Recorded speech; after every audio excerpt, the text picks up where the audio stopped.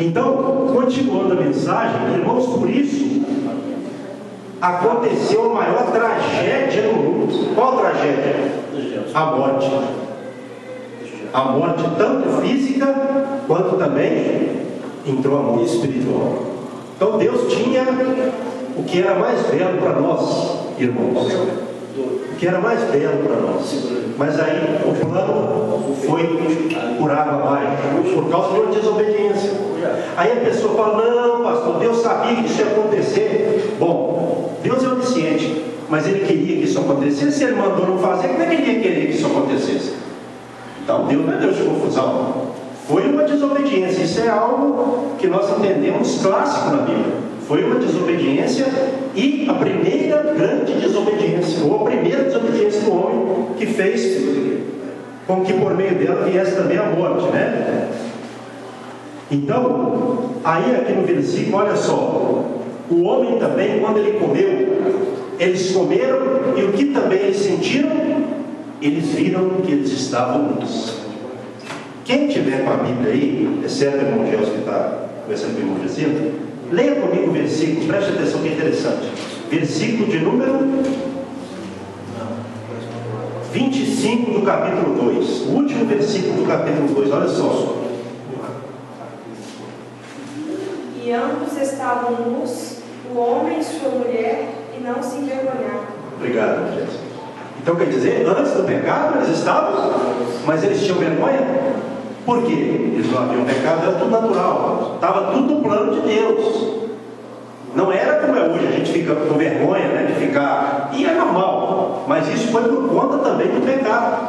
Aí quando a voz de Deus foi ouvida, o que eles fizeram? Foram se esconder, costuraram folhas de figo, como está aqui, né? No versículo onde fala aqui que eles costuraram folha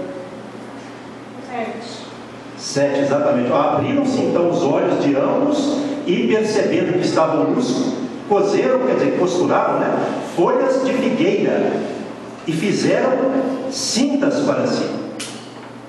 Eles já sentiram vergonha e foram se esconder. Quando eles ouviram a voz de Deus, como fala aqui no versículo de número 8, quando ouviram a voz do seu Deus, que andava no jardim pela viração do dia, pela tarde, né, ao entardecer, esconderam-se da presença do Senhor Deus, o homem e sua mulher, por entre as árvores do jardim.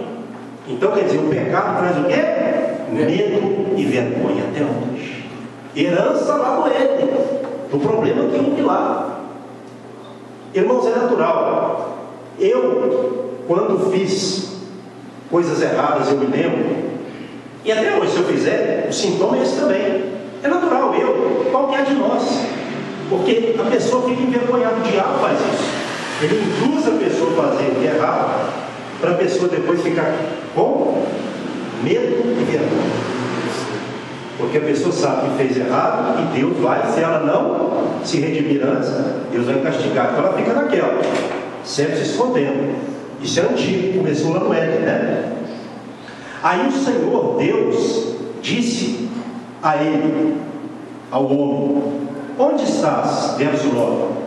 E ele respondeu, seu verso 10: ouvi a tua voz no jardim, e porque estava nu, tive medo e me escondi. Aí o Senhor perguntou para ele: quem te fez saber que estavas nu? Comeste da árvore que te ordenei que não comesses? Então disse o homem: a mulher que me deste por esposa, ela me deu da árvore e eu comi. Senhor, a mulher que o Senhor me deu, ela me deu da árvore e eu comi. É um outro sintoma, é uma tendência nossa, irmãos, julgar a culpa do outro. É uma tendência nossa. Adão passou para a mulher. Realmente quem foi enganado foi Eva, mas ele foi uma extensão do engano dela. Deus ordenou a quem? A ele. Cabia a ele rejeitar. Se ela aceitou, cabia a ele rejeitar. Ele foi criado por... E ele concordou. Então quando uma pessoa está errada e a outra concorda, aí o mal vai tomar conta mesmo. Ele deveria aí, né, ter rejeitado, certo? Aí voltando, versículo agora de número 12. Então disse o homem à mulher, melhor dizendo, a mulher que me deste por esposa, ela me deu da árvore e eu comi. Verso 13, disse o Senhor Deus à mulher, que é isto que fizeste? Respondeu a mulher, a serpente me enganou e eu comi. Um passando para o outro, foi a serpente que me enganou e eu comi. Mas ela sabia a ordem de Deus, ela não tinha que ter dado ouvidos à serpente. Aí Deus chega à serpente, então o Senhor Deus disse à serpente, verso 14, visto que isso fizeste, por causa do que ela fez, a serpente, maldita és entre todos os animais domésticos e o és entre todos os animais selváticos, rastejarás sobre o teu ventre e comerás pó todos os dias da tua vida. Verso 15, porém amizade entre ti e a mulher, entre a tua descendência e o seu descendente, este te ferirá a cabeça e tu lhe ferirás o calcanhar. Quem que é a descendência da mulher e a descendência da serpente? A descendência da mulher aqui nós podemos dizer que é, no caso, o povo de Deus. Em Cristo também, né? Porque Cristo, o que ele fez? Essa profecia aqui, quando fala depois do ponto no verso 15, finalzinho aí. Este aqui é quem? Cristo. Falando de uma pessoa, né? Te ferirá a cabeça. Quem feriu a cabeça da serpente? Jesus. Quando ele venceu na cruz do Calvário, a vitória que teve, né? E tu, falando da serpente, lhe ferirás o calcanhar. Isso aqui interpreta-se assim, que foi quando Jesus foi sofrer na cruz do Calvário. Foi a morte dele. Então lá ele morreu, mas a cabeça da serpente ele feriu. Embora a serpente não foi derrotada, Satanás, totalmente ainda, né? Hoje, por exemplo, quando o diabo manifesta, a gente expulsa ele ou não em nome de Jesus? Sim. Isso foi conquistado também através da cruz do Calvário. Até mesmo antes da cruz, pela ordenação de Jesus, os discípulos expulsavam demônios. Mas depois veio a oficialização, né, desse poder. Mas a parte A que eu perguntei, porém inimizade, verso 15, entre ti e a mulher, entre a tua descendência e o teu descendente. Aqui a descendência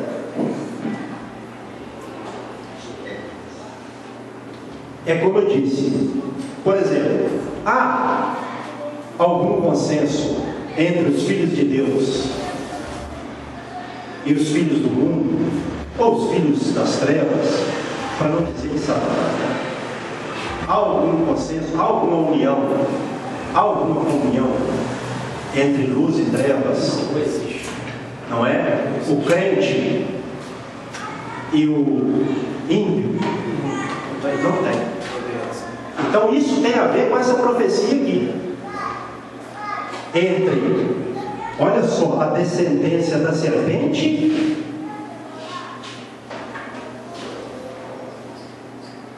e também aquele que viria, porque Cristo não tem comunhão com as trevas. Então nem os filhos de Deus têm comunhão com as trevas, nem os filhos das trevas têm comunhão com os filhos da luz. Então essa é uma briga que vai perdurar até a segunda vinda de Cristo, quando Satanás, vou pedir o irmão Gelson, Romanos 16, 20, isso vai acontecer agora, isso aí tem a ver com o trecho aqui, mas é futuro, isso aí ainda não aconteceu, ele vai ler aí agora, tá? Algumas pessoas dizem que sim, mas ainda não aconteceu, isso é futuro, né? Olha o Jesus assim: e sem demora o Deus da paz esmagará Satanás debaixo dos vossos pés. Isso. Então, no futuro, Satanás será esmagado debaixo dos nossos pés. Da igreja. Mas é no futuro. Isso ainda é no futuro. Porém, quando fala lá no verso 15, e há quem diga, eu até concordo com isso, que essa aqui foi a primeira menção do Evangelho na Bíblia Sagrada. Que fala de Cristo. Tipo, você falou, tipo assim, foi falado lá no futuro, né? as pessoas conhecem que é daqui 1000 anos, 10 anos, 50 anos. Aqui está escrito: e sem demora, o Deus da paz esmagará. Exatamente. Sem demora. É porque quando você vê que os próprios apóstolos, né, eles alertavam muitas igrejas com relação à segunda vinda de Cristo. Há quem diga que eles pensavam que era até a segunda vinda para o tempo deles. Mas quando fala em breve, é porque esse tempo ele vai acontecer. A igreja sempre tem que estar ligada com relação a isso. Assim como eles instruíram, né, as igrejas para a segunda vinda de Cristo, para que as igrejas bíblicas, né, do tempo bíblico, para que elas se preparassem para a segunda vinda de Cristo, a igreja tem que estar sempre alerta. Não é? Esse em breve não quer dizer que isso aconteceria em breve, até porque não aconteceu, né? Em breve é porque é para a igreja estar sempre alerta, ligada, não é? Não achar que é uma coisa tão distante, porque Cristo pode vir a qualquer momento. Quem sabe a vinda de Cristo? Porque você fala assim, eis que vou, o que demorar, exatamente, isso aí, exatamente. Então deu para entender aqui, quando fala que Cristo feriu a cabeça, eu estou falando Cristo, eu creio que é Cristo, não fala o que é, mas eu creio que é. E a serpente feriu com o cara de Cristo, e a inimizade que há entre a mulher e entre, como fala aqui no verso 15, né? Porém, inimizade entre ti e a mulher, entre a tua descendência e o seu descendente. Aqui fala o seu descendente é Cristo, que nasceu de mulher, né? Porém, fala também dos filhos de Deus, que não tem, como disse aqui, comunhão com o mal. Aí no verso 16, qual que foi a punição que Deus deu à mulher? Que agora ela teria dor no parto. Exatamente. Acontece a luz, né? Exatamente, é na gravidez, né? Na gravidez. Em meio a dores dará os filhos, o teu desejo será para quem? Para o teu marido, e ele te governará. Então o desejo da mulher é para quem? É para o marido. E o marido domina a mulher. Agora, aqui não é, irmãos, que o marido pode fazer o que quiser com a mulher, não. Não tem nada a ver com isso. Quem interpreta isso aí, isso é ignorância, não tem nada a ver. Até porque a Bíblia fala que o marido tem que amar a mulher como Cristo amou a igreja e morreu por ela, se entregando por ela. Mas quando fala que o desejo da mulher seria como é para o marido, aos olhos de Deus pelo menos, é assim, né? Tem que ser assim. É porque a mulher, ela tem que estar também focando no marido. E o marido também dominando a mulher de uma forma harmoniosa. Não é escravizando a mulher, nada a ver com isso.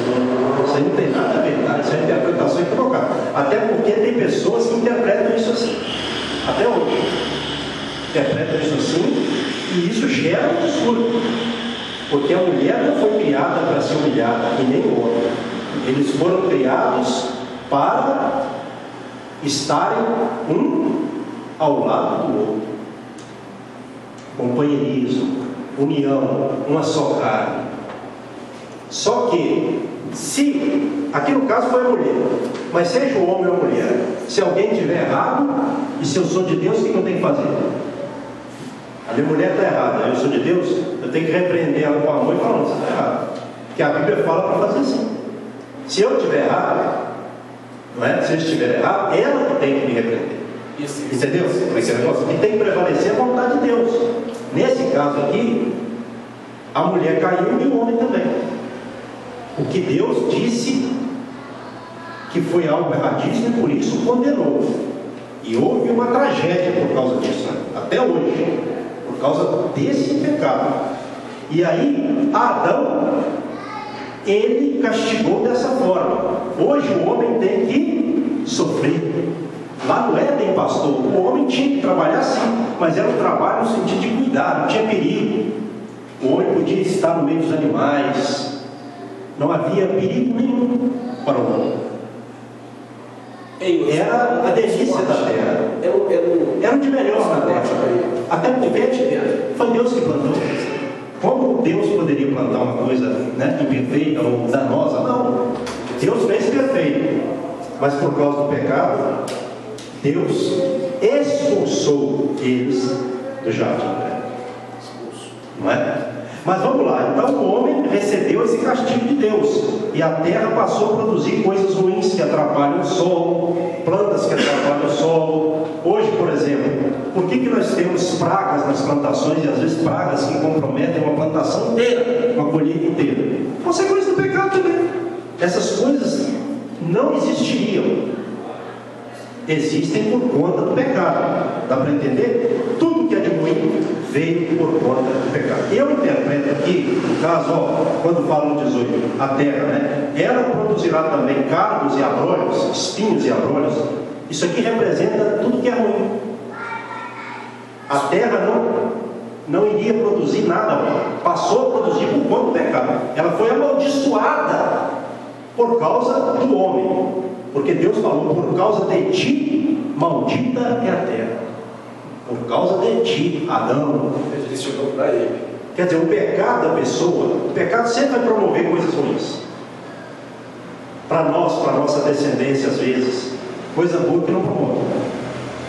Então, o homem passou a ser mortal e a tornar ao pó da terra de onde? Veio, exatamente.